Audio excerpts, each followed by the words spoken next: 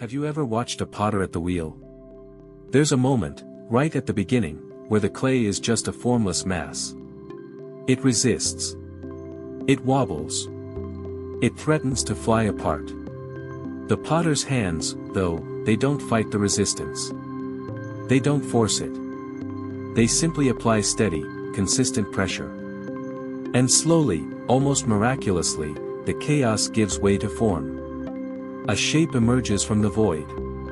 A vessel is born. This is the exact same process of building a mind that doesn't run from hard things, but leans into them, that doesn't see a challenge as an obstacle to be avoided, but as the very pressure required to create a meaningful shape to your life. Our modern world is built to eliminate pressure. To sand down every rough edge of discomfort. The snooze button, the endless scroll, the quick dopamine hit, they are all promises of a frictionless life. And yet, we feel less shaped.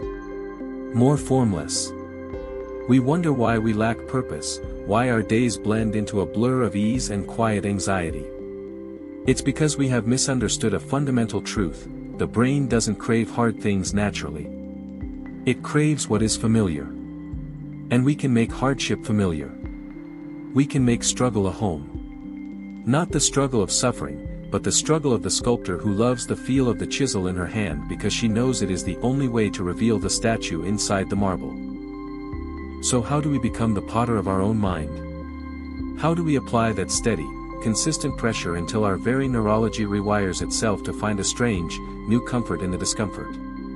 It begins with a single, quiet conversation with yourself the next time you face that hard thing, that workout, that project, that difficult conversation. Instead of the usual internal negotiation, "I'll do it later, I don't feel like it," you simply ask a different question.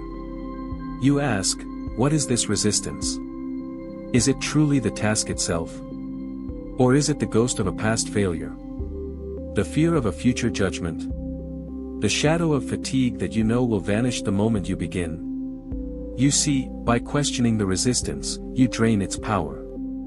You turn the monster under the bed into a simple pile of clothes.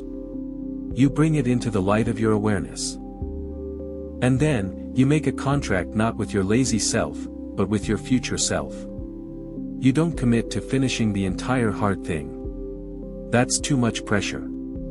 You simply commit to putting your hands on the clay. To 5 minutes. To the first paragraph. To putting on the shoes. You make the start so laughably small that the resistance has nothing to push against. And here is the secret: the craving doesn't come from the completion of the task. It comes from the moment after you start. It comes from the visceral, undeniable proof that you are stronger than the resistance. That you are the potter, not the clay. Your brain, in that moment, receives a new data point: I did it. I am capable.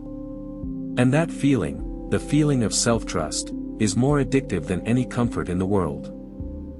This is how you cultivate a taste for difficulty. You seek out these small, daily acts of self-creation. You understand that the hard thing is not a barrier standing between you and your peace. It is the very path to it. It is the kiln that hardens you into a vessel that can hold more joy, more purpose, more life. You weren't built for a life of endless ease. You were built to create. And creation, by its very nature, requires a little necessary friction. So go on. Get your hands dirty.